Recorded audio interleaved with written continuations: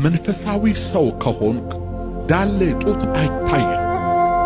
መንፈሳዊ ሰው ከሆንክ አንተ የሚታይ ተልእኮ ብቻ ነው።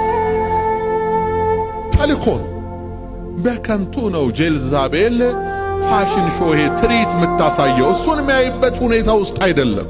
የእግዚአብሔር ቁጣ የሚንቀለቀልበት ሰው ነው እዩ። ስለ እግዚአብሔር ሊበቀል ያረከሱትን ምድር እንደገና ለመቀደስና ለባለቤቱ ለያህዌ ለመመለስ እየተጣደፈ ያለ ሰው ነው። አንዳንድ እንደ ጄልዛቤል አይነት መንፈስ ያለባችሁ ሴቶች በጣም የምትደክሙ አገልጋዮችን ለመጣል ማሰናከያ ለመሆን ቁም ስቅላችሁን የምታዩ አትድከሙ። ጊዜው እያለቀ ዘመኑ እያለቀ የጌታ ኢየሱስ ክርስቶስን ወንጌል በምን አይነት ፍጥነት እናድርስ እያልን እንኤውላችሁ አይምሯችንም አካላችንም ቢዚ በሆነበት በዚህ ሰዓት ያንቺን የፈረስ ጭራ እንዲህ ታረኪ እሱ የሚታይበት ሰዓት ላይ አይደለም።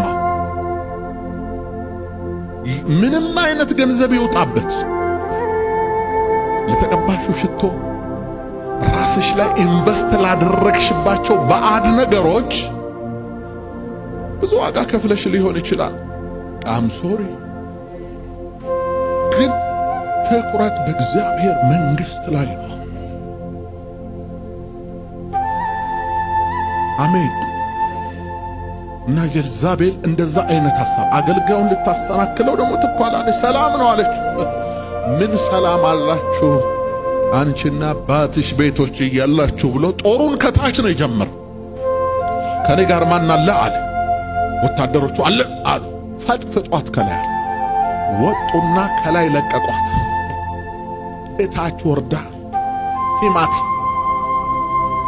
እታች ወርዳ ቤተ መንግሥቱን ገብተው ፈትሸው ምን ብለው ወጡና ባይሆን የነገሥታት ዘር ናት በድኗ በክብር መቃብር ውስጥ ይረፍ ወስዳችሁ ቀበሯት ብሎ ትእዛዝ አስተላለፈ። እሺ ብለው እነዚያ የጣሏት ወታደሮች ሲወርዱ ከእጆቿ ጣቶችና ከእግሮቿ ጣቶች በቀር ከጸጉሯ በቀር ምንም አልቀረም። እግዚአብሔር ቃል ተናግሯል በኤልያስ የምስኪኑን የናቡቴን ደም ውሾች እንደላሱት ያንቺንም ደም ውሾች ይልሱታል ተብሎ ነበር። እግዚአብሔር ተናገረ፣ ይፈጸማል።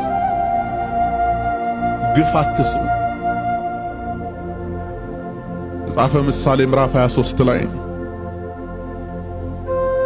ቁጥር 11 ጀምሮ ወደ ድሃ አደጎች እርሻ አትግባ ታዳጊያቸው ጽኑ ነውና ይላል።